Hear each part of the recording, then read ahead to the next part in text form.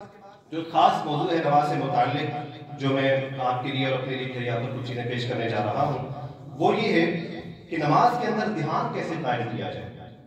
سب سے بنیادی اور ایک عام مسئلہ ہے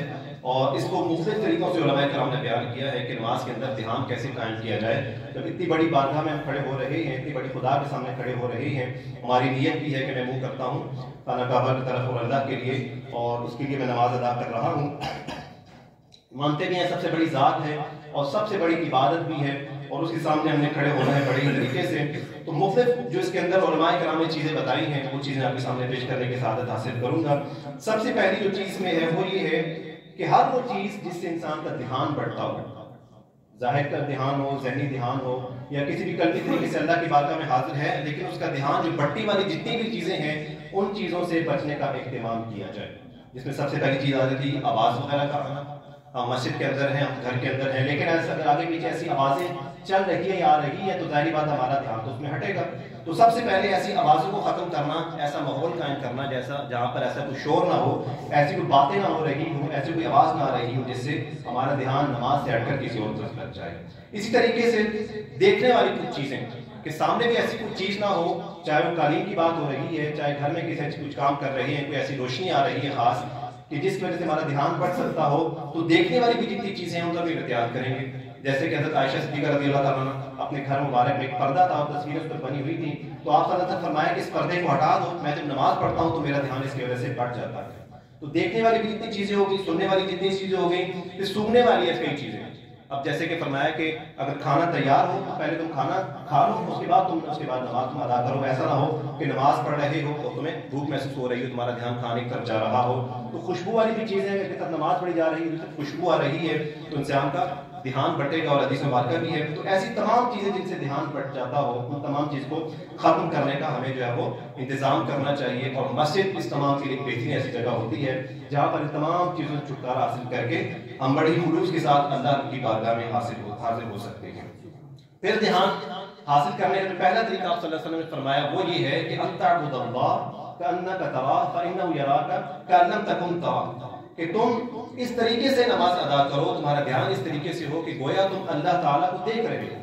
اب یہ تو سب کو پتا ہے کہ اللہ کی بارگاہ میں کھڑے ہوئے ہیں، اللہ نماز کے علاوہ اور ہر وقت ہمیں دیکھ رہا ہے، ہر وقت ہمیں جانتا ہے، ہمارے سے ہمارے واقف ہے اللہ تعالیٰ۔ تو نماز کے اندر تو اور انسان اللہ تعالیٰ سے قریب ہو چکا ہوتا ہے، تو یہ دھیان کرنے کی کوشش کرو، یہ نظریہ سوچ بنانے کی کوشش کرو کہ تم بالکل اللہ تعالیٰ کو سامنے دیکھ رہے ہو اور ان کے سامنے کھڑے ہو کر تم اس کی عبادت کر رہے ہو۔ تو اس کے بارے میں آپ صلی اللہ علیہ وسلم نے حدیث مبارکہ میں اس طریقے سے ارشاد فرمایا۔ اور پھر اس کے بعد جو علماء کرام جو مختلف جو ترتیب ہمارے بتاتے ہیں، ترتیب بتاتے ہیں، ان میں سے پہلی چیز یہ ہے کہ ذہنی طور پر انسان تیار ہو کہ میں کس کی بارگاہ میں کھڑے ہونے جا رہا ہوں۔ اب ہمیں معلوم ہے کہ پورا دن ہمارا دھیان اگر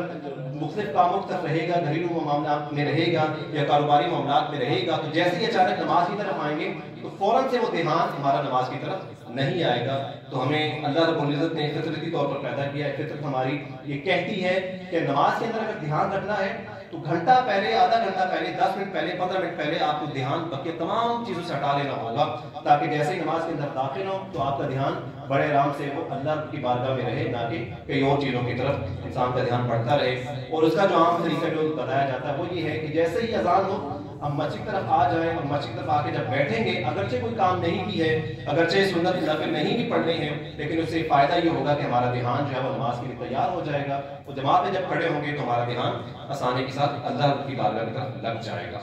دوسری جو چیز جو ترکیب بتائی ہے، جو سلوشن بتایا وہ یہ ہے کہ انسان یہ غور کرے کہ میں کیا الفاظ ادا کر رہا ہوں، الفاظ کی طرف غور کریں کہ میں کن الفاظ کیا الفاظ میں ادا کر رہا ہوں، اور اس سے بڑھ کر یہ کہ تھوڑا سا آواز کو اتنا بلند کرے، الفاظ کو اس طریقے سے پڑھے کہ اپنے کانوں کو آواز سنائی دے رہی ہو، تو اس طریقے سے انسان کے لیے آسانی ہو جائے گی کہ دھیان جو ہے وہ نماز میں آسانی سے لگا سکے گا۔ پھر اس سے بڑھ کر یہ بات یہ بتائی جاتی ہے کہ کوشش کریں کہ کچھ معنی بھی یاد ہو جائیں۔ ہر صورت کے اگر آپ کو معنی یاد ہوں گے، سورہ فاتحہ کے معنی یاد ہوں گے، ثنا کے معنی یاد ہوں گے، تو معنی کی طرف آپ جب غور کریں گے تو آپ کا دھیان معنی کی طرف جائے گا، اور اس سے آپ کا تصور پیدا ہو جائے گا، اور آپ کو وہ کشش ہے معنی کے اندر کیا بات ہو رہی ہے، کیا چیز ڈسکس کی جا رہی ہے، جستجو پیدا ہوگی، اور انسان کا دھیان بڑی آسانی سے نماز کی طرف جو ہے وہ قائم اور دائم ہو جائے گا۔ پھر اس کے بعد ایک اور چیز وہ یہ بتائی جاتی ہے کہ عام وقت میں بھی، عام جو ہمارے کام ہیں ان میں بھی ہمیں خیال رکھنا چاہیے کہ ہمیں اللہ تعالیٰ دیکھ رہا ہے۔ تو ہر وقت میں جب انسان یہ نظریہ رکھے گا، سوچ رکھے گا، تو بلا شبہ جب نماز کی طرف آئے گا تو نماز کے اندر بھی انسان کو وہی دھیان رکھنا تھا، انسان کے لیے بڑی آسانی ہو جائے گی، اس طریقے سے وہ نماز میں اپنا دھیان بھی قائم اور دائم رکھ سکے گا۔ پھر یہ کہ ایک ہی صورت نہ پڑھتے رہیں، بلکہ ہر وقت کوشش کریں کہ مختلف صورتیں پڑھتے رہیں، اور ہر نماز میں یا تیسری چوتھی نماز کے اندر ہم جو صورتیں پڑھیں وہ پچھلی نماز سے مختلف صورتیں ہوں۔ تو اس طریقے سے انسان کی دماغ میں جب جستجو پیدا ہوگی، انسان کا دماغ جب کام کرنے کی طرف آئے گا تو اس طریقے سے انسان کا جو دھیان ہے وہ نماز کی طرف رغبت بھی حاصل کرے گا اور نماز کی طرف لگنے بھی لگے گا۔ پھر اسی طریقے سے کہ ارکان اگر آپ کرتے ہیں، رکوع بھی کرتے ہیں، سجدے بھی کرتے ہیں، آپ ہمیشہ سے ایک ہی ترتیب میں کرتے آئے ہیں، 4 سے 5 سیکنڈ 6 سیکنڈ آپ جو کرتے آئے ہیں، تو اگر دھیان نہیں لگ رہا تو کوشش کریں رکوع کو لمبا کر دیں، کوشش کریں کہ قیام کو لمبا کر دیں، کوشش کریں کہ سجدے کو لمبا کر دیں۔ تو اس طریقے سے انسان کی جو روٹین ہے وہ جب ٹوٹتی ہے، عادت ٹوٹتی ہے، تو انسان کا دھیان جو ہے وہ نماز کی طرف لگتا ہے اور نماز کی طرف دھیان رہتا ہے، بقیہ دھیان سے انسان کا دماغ جو ہے وہ پاک اور صاف ہو جاتا ہے۔ پھر یہ کہ جب تیاری کر کے انسان آ رہا ہے تو انسان کا ظاہر بھی اس طریقے سے ہونا چاہیے کہ انسان کا دھیان لگے، تو کپڑے تک بھی اور آپ کا اوڑھنا بچھونا بھی اس طریقے سے ہو کہ وہ بڑی آسانی کے ساتھ آپ کو نماز کی طرف رغبت کرے۔ آپ نے ایسے کوئی لباس نہ پہنا ہوا، ایسی کوئی چادر نہ پہنی ہوئی، ایسی کوئی جیکٹ نہ پہنی ہو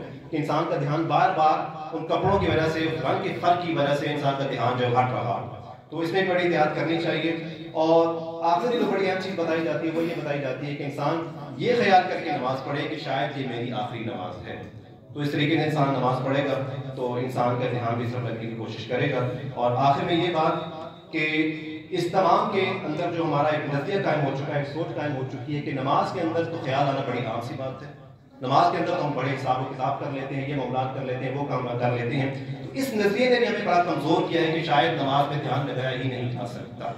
تو جس طریقے سے ہر کام کو شروع کرتے ہیں رکاوٹیں آتی ہیں، ہم اس کام کو جاری رکھتے ہیں، ایک دفعہ اس سے گرے، دوسری دفعہ گرے، چوتھی دفعہ 5 دفعہ ہماری گاڑی کی ٹکر لگے، لیکن ہم جانتے ہیں کہ ایک دفعہ کوشش جاری رہے گی اور بار بار کرنے کے بعد، مشق کے بعد، پریکٹس کے بعد ہم اپنی لائن پر آ جائیں گے، اپنے دھیان پر آ جائیں گے۔ اسی طریقے سے نماز کا بھی طریقہ یہی ہے، ایک دفعہ دھیان نہیں رکھتا کوئی بات نہیں، 4 دفعہ دھیان نہیں رکھتا کوئی بات نہیں، 10 دفعہ بھی دھیان نہیں لگ رہا تو اس کا مطلب یہ نہیں ہے کہ نماز میں دھیان لگ ہی نہیں سکتا، بلکہ ہم کوشش کرتے جائیں گے، ترقی حاصل کرتے جائیں گے، سلوشن نکالتے جائیں گے، تو انشاءاللہ ہم ایک وقت میں آ کر نماز کی طرف اپنا دھیان قائم اور قائم کر لیں گے۔ تو اللہ تبارک و تعالیٰ نماز کو قائم اور قائم رکھنے کی توفیق عطا فرمائے، اس کا ماحول بنانے کی توفیق عطا فرمائے، اور اسے بھرپور طریقے سے فائدہ حاصل کرنے کی توفیق عطا فرمائے۔ وآخر دعوانا ان الحمد للہ۔